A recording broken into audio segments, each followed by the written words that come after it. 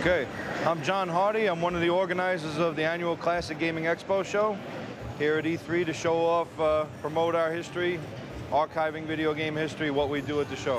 Response has been fantastic. Kentia Hall is often, you hear birds chirping. We've rocked the house here. We have a huge display, 2 separate areas, arcade and home console, an interactive museum. People can try out the stuff, test it out, see what it was like to play the old systems.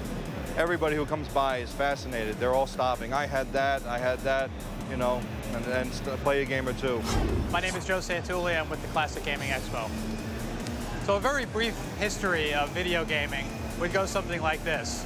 In 1972, Magnavox releases the very first Odyssey system. The Odyssey was built without a microchip in it. It was designed by the guy who's considered to be the father of video games, Ralph Baer. The system essentially is just a couple of dots on the screen that you control, and there's an overlay that you put over the television set that gives you all the background colors and basic game screens that you need. The first video game system to use cartridges with programmed cartridges in them is the Fairchild Channel F.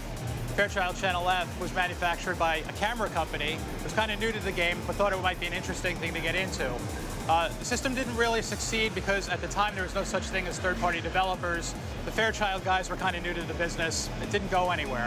In fact, the industry really didn't start to pick up until Atari jumped into the game in 1977. In '77, when the Atari VCS was released, gamers got to see a whole new type of game. Programmable video game cartridges, full color. They had arcade games that they could play now at home.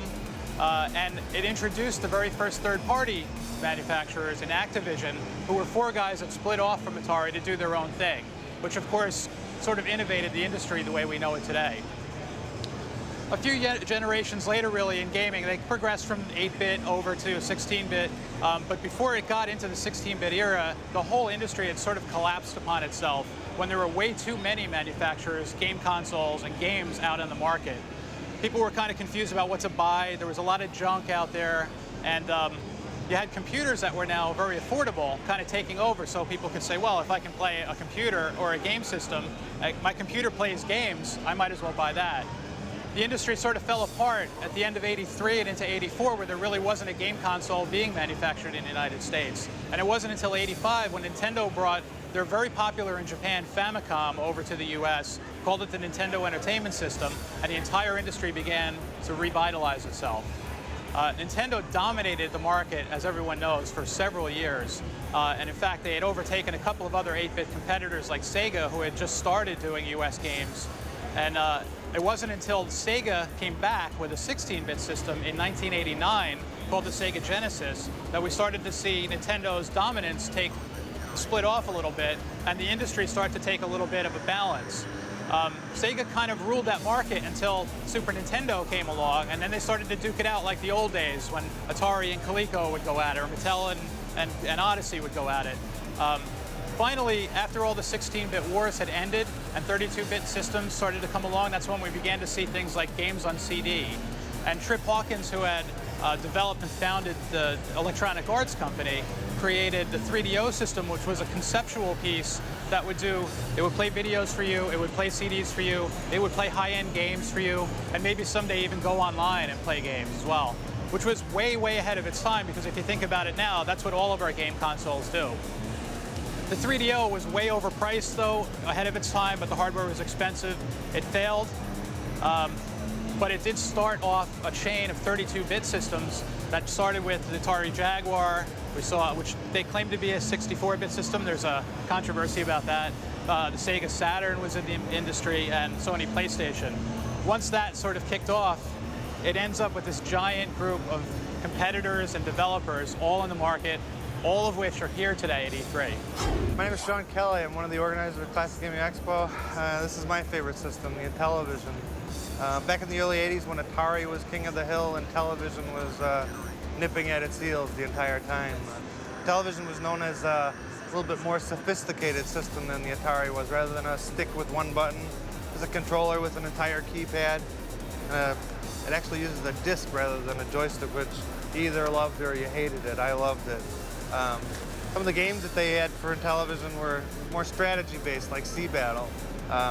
Sea Battle used, you can pick from a bunch of different ships, about 12 different ships, try and invade your opponent's base and take it over. The sports games is what Intellivision was most known for. Boxing, baseball, pretty much all of them were 2 players. A lot of different options because of the controllers.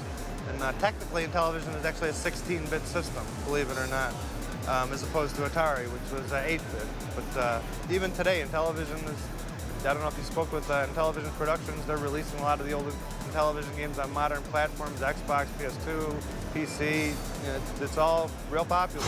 Well, this is where it all began. This was Ralph Baer's dream and creation to put home video games on a television set, have video games played by somebody on a box. The brown box, as he called it, became the model for the Odyssey that Magnavox produced in 1972, which is the beginning of the video game industry's home console. My favorite machine would have to be the Atari 800 computer. It's one of Atari's first models. They're 800, they also had a 400 line. It's the architecture of it was so solid and advanced for its time that basically Atari built their entire 8-bit product throughout the years, up into the 90s, was all based on this machine with minor modifications. It's one of the best game machines that are out there. Most people don't think of computers as game machines. But honestly, at the time, for arcade conversions, Pac-Man, those types of games, this machine was doing spot-on conversions at the time, and other stuff the home consoles, you know, the 2600, 5200 couldn't do. So fast forward to 1983, the game industry has seen a number of different types of 8-bit consoles before, by Atari and Coleco and Odyssey and Magnavox. But what they hadn't seen before was a system that kind of stood on its own and was able to play. Now, GCE had this great idea to create a console that you could just carry around with you like a piece of luggage. But what's really innovative about it, besides the fact that it plays cartridges, is that it's vector graphics, which made it look like an arcade game pretty much right out of the box. Nobody else had tried it before or since, actually.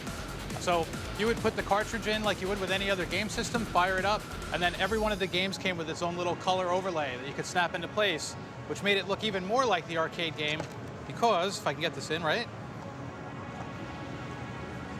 because now it's an actual arcade screen like the Scramble. So now I know what all these buttons do. It's so complicated. Fire. And I know player 1 and player 2 score up on the top as well, just like an arcade machine. Now, unfortunately, it was a bit of a victim of that crash that happened in 1984 because there were so many consoles out and consumers had spent all of their money on games. This came out at a very high price. It wasn't a little too much for people to stomach at the time when the industry was sort of failing and died an early death. But today, this is a very highly sought after item. It's not necessarily rare, but because it's difficult to ship and it's difficult to just come across in the wild, game collectors and big-time players just look for this. Everyone looks for it. The Pong you see here is one of the first versions. It was loaned to us by a good friend of us, Jerry Jessup, who works at Sony, especially for this display. It's from his private collection. This unit was the first commercially successful video game that was ever produced in any amount of quantity. The old story is that the original units were put out at very few places. The unit in particular, the most famous one, was put at a bar called Andy Capp's back in the day. They got a call that the machine was broken. They came down, they opened the door, and the credits, you know, they had an old bread pan and it just filled up with coins, shorted it out. So it was just a tremendous success. The rarest piece that we have here at our little exhibit here at E3 is the computer space machine. It was the very first stand-up arcade game ever made. It's basically a black and white ships shooting at each other, where you controlled it with a series of buttons. It has an incredibly unusual design, which I hope you'll take shots of. Nothing's been done quite like it ever since. It's all made out of fiberglass, and there was only a couple thousand of the machines ever made. It wasn't a terrible success in any way, but it kind of got things started. Of those 1,000 or so, we believe we have piece number 1. So we should have on the picture here the very first of the very first.